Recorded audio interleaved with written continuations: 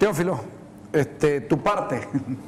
No, yo creo que el licenciado Parada ha sido específico de las violaciones a la ley en que incurre, ¿no es cierto?, el Ministerio de Economía cuando a simple criterio personal, ¿no es cierto?, transgrede los presupuestos de las gobernaciones y los municipios. O sea, claramente está definido en la ley marco de autonomía.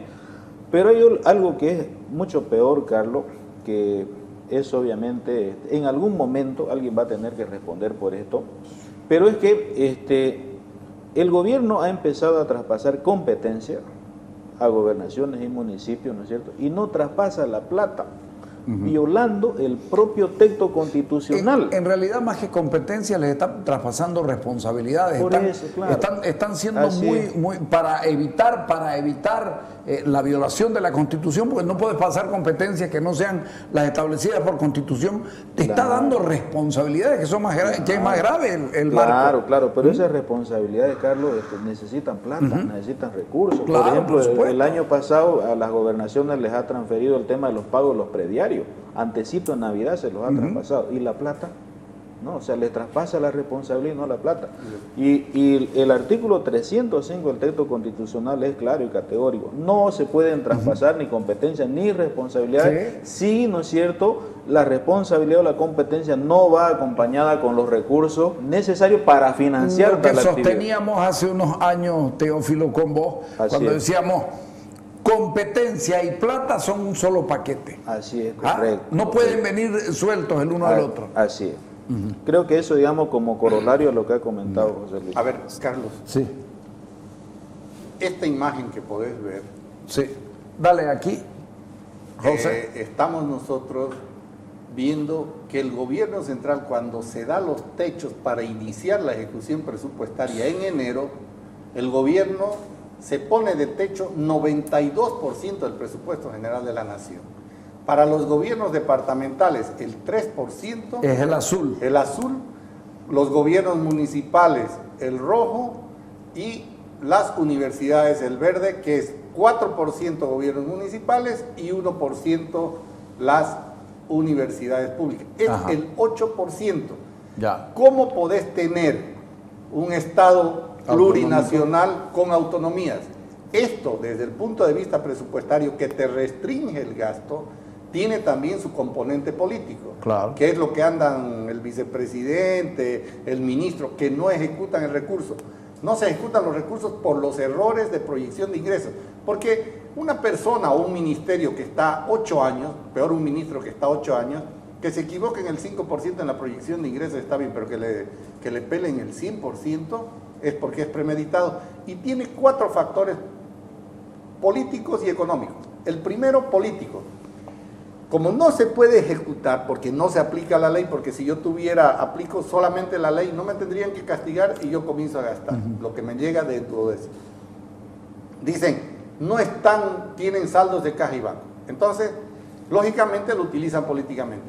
¿Cuál es el otro problema aquí? Que con esta restricción que no podemos, ni universidades, ni municipios, ni gobernaciones, más de la mitad de nuestro presupuesto ejecutarlo, porque hay que inscribir, hay que hacer lo que tiene que pasar por la asamblea, por todo lado, retrasa casi un año la ejecución y le ayuda a luchar contra la inflación, porque claro, no ejecutan las universidades, municipios y gobernaciones, pero yo con el 92% que tengo un techo alto, hago lo que me da la gana. Perdona que hable así, pero así es. Sí.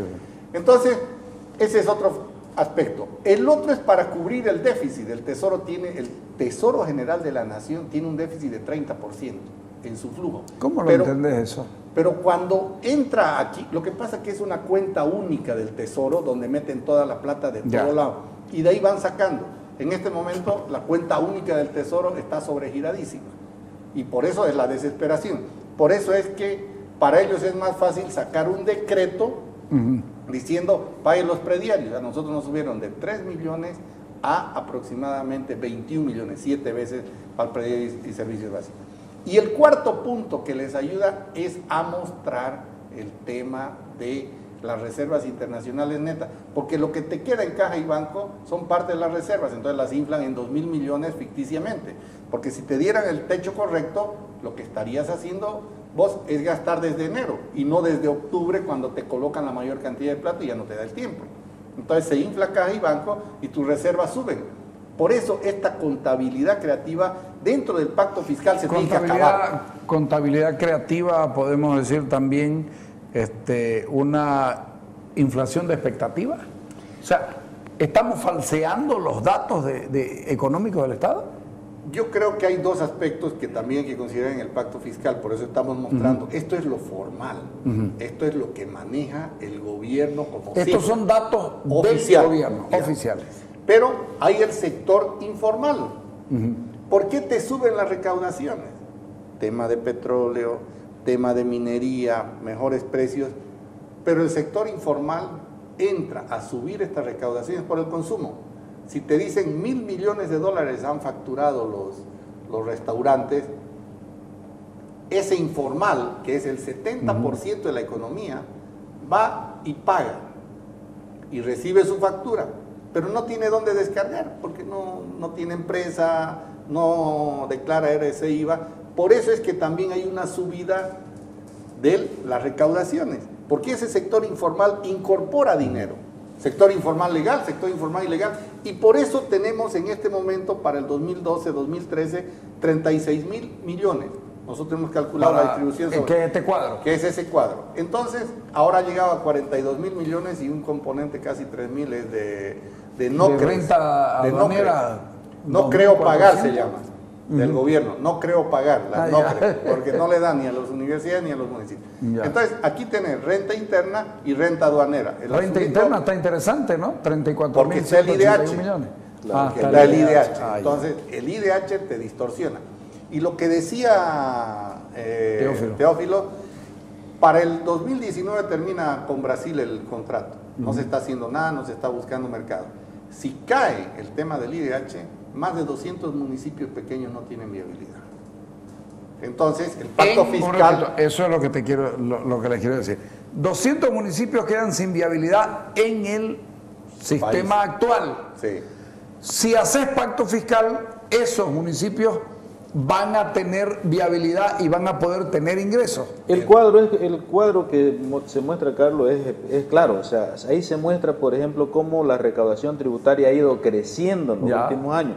O sea, se garantiza una sostenibilidad porque, como bien decía José Luis, el informal, el pichicatero, el contrabandista, ¿no es cierto?, el que importa electrodoméstico, si bien es cierto, vive en el ámbito informal, pero cuando va y se compra pollo Rocky o se compra pollo Campeón, lo que sea, está, ¿no es cierto?, recibiendo un consumo, ¿no?, y se le está emitiendo una factura. Entonces, si usted quiere, ahí, digamos, hay una incorporación del tributo de ese sector. Porque el tema de la informalidad es otro tema pendiente también, porque en algún momento tenemos que tocar. O sea, Bolivia no puede ser un país de informales también. O sea, no, porque este país así no va a ser sostenible. Y eso en el pacto fiscal hay que tratarlo también, Carlos, porque ¿qué tiene que hacer? O sea, ¿qué va a hacer el Estado Nacional, ¿no?, con la cantidad de gente que se dedica a actividades informales? La ropa usada, por ejemplo, está prohibida desde el año 2008. Es delito. Pero yo veo todas las calles llenas de venta de ropa usada y las toneladas de ropa. Entonces, esas cosas también, Carlos, es parte de un acuerdo nacional, es parte de este pacto fiscal. Déjeme, sí. No, concluyo. O sea, ese cuadro es fundamental para un pacto fiscal. Por eso es que las gobernaciones de Bolivia tienen que entrar a coparticipar de esta torta, ¿no es cierto? Porque ¿qué va a pasar más allá del 2019 si se cae la renta petrolera? O Brasil nos compra, o no nos compra, ¿no es cierto? Y si nos compra, nos va a hacer a un menor precio por el tema del shale gas de los Estados Unidos, que ha hecho caer el precio del gas. Pero aparte tenemos un problema. Los 2 últimos años del contrato van a ser gas que se va a exportar pero ya no va a ser plata que va a entrar por el take or pay. Claro. ¿Ah? Claro. Puede ser que el ahí último vamos a tener año un no problema. haya. El Ahora, último año puede que no haya plata incluso de eso, porque ellos fueron pagando anticipadamente. Por eso, por eso. Y no hay por información. Claro. Por eso es que el pacto fiscal es fundamental, pues. O sea, por eso es que tenemos que analizarlo ahora. O sea, no esperemos que el país se caiga. Pues. Cuando hablamos de pacto fiscal, estamos hablando de un nuevo sistema nacional de distribución del ingreso. Exactamente, y darle sostenibilidad en el mediano y largo plazo. Claro, claro. ¿Qué es lo que pasa, Carlos? Cuando vos tenés en este momento un horizonte al 2019, en el tema minero tampoco sabes qué va a pasar, todo eso son los dos sectores estratégicos. Y lo que tenés que ver es de qué manera hacer sostenible. Por ejemplo, si vamos a coparticipar las gobernaciones, lógicamente hay que flexibilizar la ley de clasificación de impuestos para que todo mundo, de acuerdo al potencial productivo, pueda generar excedentes con sus sectores, con los que trabajan, y a la vez también nadie pierde con esto y se puede crear un fondo de compensación, un fondo solidario como está planteado. A eso iba. El concepto del fondo solidario, Teófilo. ¿Cómo se lo ve el fondo solidario de compensación para los que menos tienen?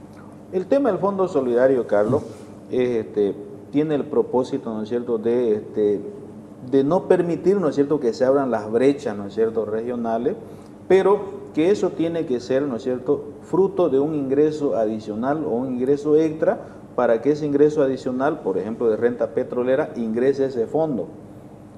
Es lo que han hecho, claro, pero ahí podés distribuirlo por cuestión de pobreza, por cuestión de población, o sea, los indicadores son los menos, el propósito es que vos disminuyas las brechas.